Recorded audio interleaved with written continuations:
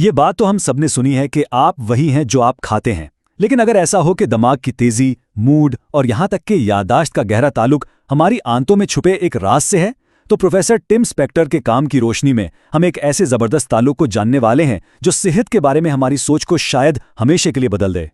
देखें, इस सारी तहकीक के पीछे सिर्फ साइंस नहीं बल्कि एक ज़ाती मकसद भी छुपा हुआ है। प्रोफेसर स्पेक्टर के लिए ये एक मिशन है। उनका ये कहना कि अगर वो डिमेंशिया की इस वबा को रोकने में मदद कर पाएं तो ये उनके लिए एक बहुत बड़ा महरिक है। ये हमें बताता है कि ये लड़ाई उनके लिए कितनी अहम है। तो सवाल ये है कि जिनियात का एक माहिर अचानक दिमाग पर तहकीक क्यों करने लगा? इसका जवाब साइंस की किताबों में नहीं बल्कि एक ख़ानदानी कहानी में है।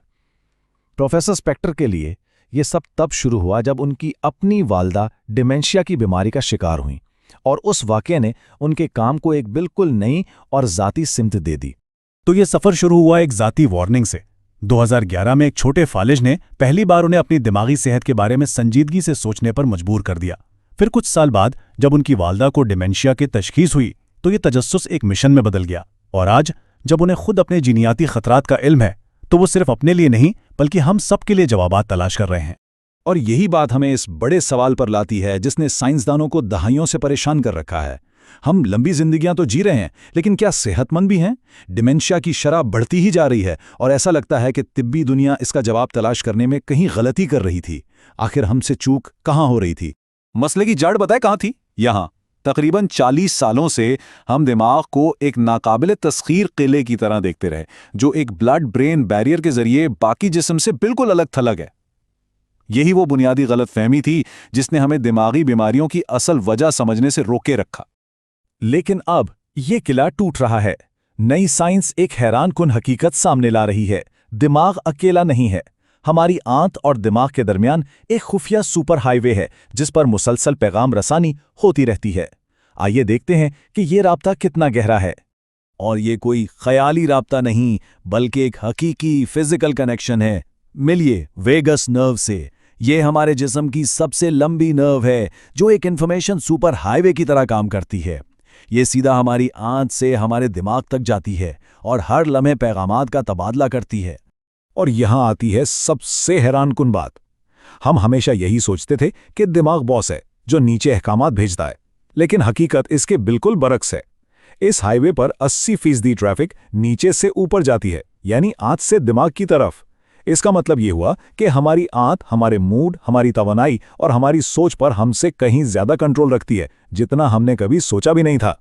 इस नई सोच ने तो बीमारियों को देखने का हमारा नजरिया ही बदल दिया है। मिसाल के तौर पर डिप्रेशन को ले लें। पुरानी सोच क्या थी? यही कि ये दिमाग में केमिकल्स का मसला है। लेकिन नई थियरी वो कहती है कि डिप्रेशन शायद दिमाग का एक रद्द अमल है जिस्म में होने वाली सोजिश पर, और ये सोजिश अक्सर हमारी आंत से ही शुरू होती है। और पार्किंसंस की बीमारी की कहानी तो और भी चौंका देने वाली है। शवाहिद अब ये बता रहे हैं कि ये बीमारी शायद दिमाग में शुरू ही नहीं होती। पहला सुराग, 90% मरीजों को तशखीस से 10 साल पहले हाजमे के मसाइल शुरू हो जाते हैं। दूसरा सुराग, साइंसदानों ने वही जहरीले प्रोटीन जो दिमाग को नुकसान पहुंचाते हैं सबसे पहले आंत में पाए। तो नजरिया यह है कि इन प्रोटीन्स को वेगस नर्व के जरिए दिमाग तक पहुंचने में एक दहाई लग जाती है। ये सोचिए, एक गेम चेंजर है ना? तो अगर दिमाग इतना ज्यादा हमारी आंत की सेहत पर इन्हिसार करता है तो सवाल यह है कि हम इसे बेहतरीन ईंधन कैसे फराहम करें। जवाब इस बात में है कि हम सिर्फ खुद को नहीं खिला रहे बल्कि किसी और को भी खिला रहे हैं। हमारी आंतों में समझें एक पूरी दुनिया आबाद है। खरबों छोटे जानदार जिन्हें हम गट माइक्रोबायोम कहते हैं। इन्हें छोटी छोटी केमिकल फैक्ट्रियों या फार्मेसियों की तरह समझें जो हमारे खाने को उन जरूरी केमिकल्स में तब्दील करती हैं जिन पर हमारा दिमाग चलता है। ये हमारे अंदर एक जीता जागता माहौलियाती निज़ाम है। तो हम अपने इस अंदरूनी बाग की मदद कैसे कर सकते हैं? 2 अहम तरीके हैं। एक है प्रीबायोटिक्स, यानी फाइबर जैसी चीजें जो हमारे मौजूदा दोस्त माइक्रोब्स के लिए खाद का काम करती हैं, और दूसरे हैं प्रोबायोटिक्स जो जिंदा माइक्रोब्स हैं, गोया हम बाग में नए बीज बो रहे हों। लेकिन सवाल यह है कि इनमें से ज्यादा ताकतवर क्या है? जोए की एक बहुत बड़ी तहकीक ने उसका जवाब दिया और नतीजे हैरानकुन थे। प्रोबायोटिक सप्लीमेंट्स ने सिर्फ 4 से 5 किस्म के माइक्रोब्स को फायदा पहुंचाया, लेकिन प्रीबायोटिक गिज़ाएं यानी अपने मौजूदा माइक्रोब्स को खाद देना ने तकरीबन 40 किस्म के अहम माइक्रोब्स को परवान चढ़ाया। तो सबक क्या मिला? नए दोस्त लाने से बेहतर है कि अपने पुराने दोस्तों का ही ख्याल रखा जाए। ठीक है, थ्योरी तो बहुत हो गई, अब आते हैं असल बात पर कि आज से ही अपने दिमाग को बेहतर बनाने के लिए क्या किया जा सकता है। प्रोफेसर स्पेक्टर के मुताबिक सिर्फ 4 आसान उसूल हैं जिन पर अमल करना है। उसूल नंबर 1, वैरायटी। अपने आंत के बाग को खुशहाल रखने का सबसे बेहतरीन तरीका है इसे मुख्तलिफ किस्म का खाना देना।